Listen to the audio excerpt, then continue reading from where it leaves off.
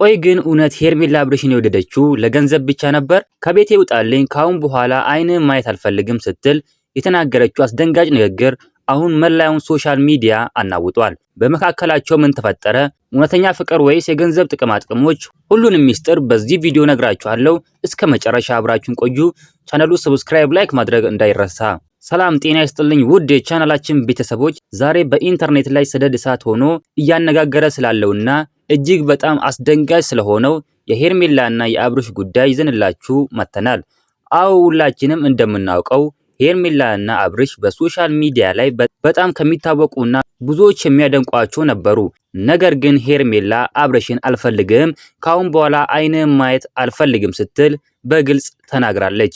የሄርሜላ ንግግር ግንኙነታቸው ሙሉ በሙሉ ጥያቄ ውስጥ አስገብቷል።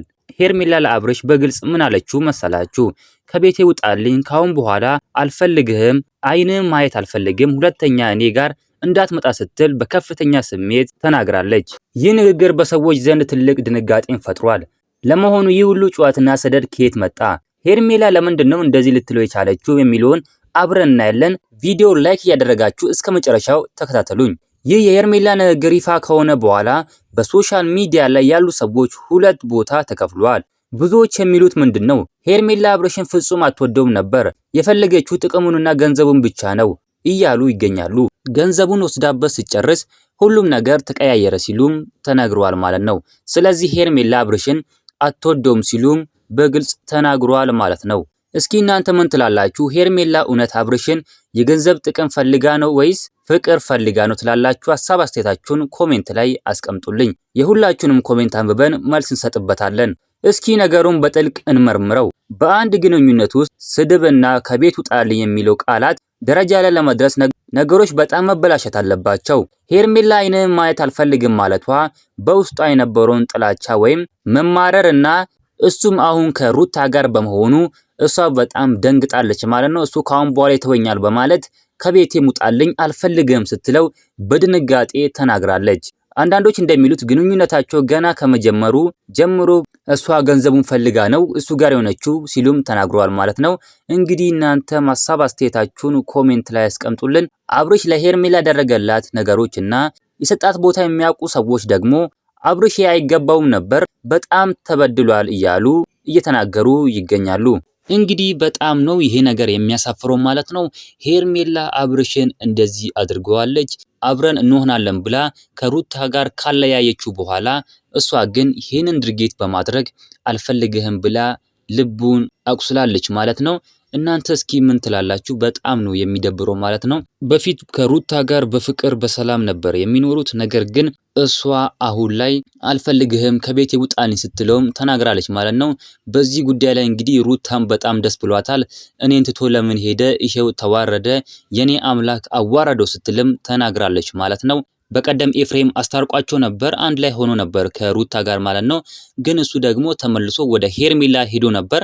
ነገር ግን ያልታሰበ ነገር ተፈጥሮ አብርሽን ወደ አልፈልግህም ካሁን በኋላ አይንን ማየት አልፈልግም ስትል ተናግራለች። ከቤቴም ውጣልኝ ስትለው ተናግራለች ማለት ነው። ከዚህ ጀርባ ያለውን አንዳንድ ታማኝ ምንጮች እንደሚጠቁሙት ይህ ግጭት የተፈጠረው በድንገት አይደለም፣ ለቀናት ሲብላላ የነበረው ትልቅ አለመግባባት ነው ያሉ እየተናገሩም እንግዲህ ተናግረዋል ማለት ነው። እንግዲህ ሩታም እንግዲህ በጣም ደስ ብሎኛል እነሱ አንድ ላይ ባለመሆናቸው በጣም ደስ ብሎኛል ስትልም ተናግራለች ማለት ነው።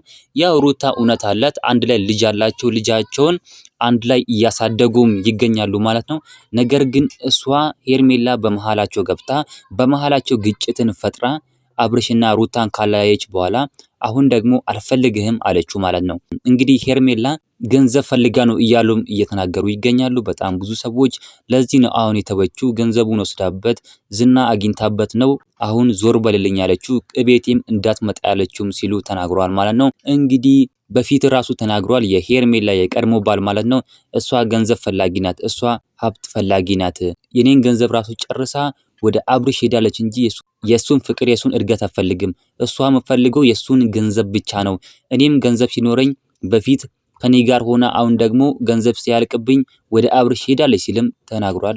በጣም የሚገርም ነገር ነው ሄርሜላ እስካሁን እያደረገች ያለችው ማለት ነው። ያው እኔም ተናግሬ ነበር በፊት በሰራሁት ቪዲዮ ላይ ማለት ነው።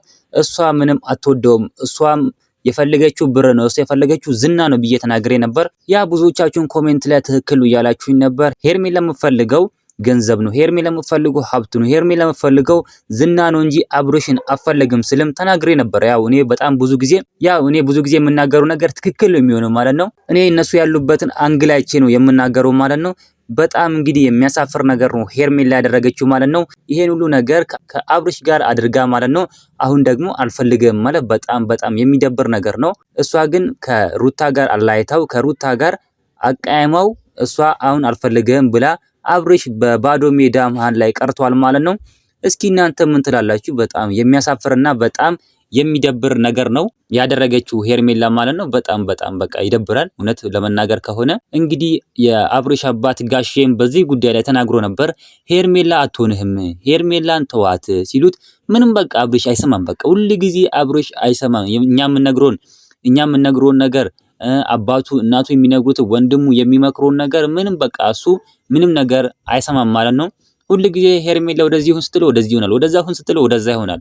ለምንድን ነው እንደዚህ የሚሆነው ብለው የአብርሽ አባት ጋሽዬም ተናግሮ ነበር። ብዙ ጊዜ በጣም ይናገራሉ ስለ ሄርሜላና ስለ ሩታ ስለ አብርሽ በጣም ብዙ ጊዜ ይናገራሉ። እንደዚህ አታርግ ልጄ፣ እሷ ትጎዳሃለች፣ እሷ ጥቅም ፈልጋ ነው ብለው እየተናገሩ ነበር። እሱ ግን አልሰማም ብሎ ችላ ብሎ ይኸው እንግዲህ ዛሬ ተዋርዷል ማለት ነው። አልፈልግም ብለዋለች። እንግዲያውስ ከቤቴ ቡጣልኝ ብለዋለች ማለት ነው። በጣም ነው የሚደብረው። ልክ እንደ ውሻ ነገር ነው አይታው ከቤቴ ቡጣልኝ አለችው።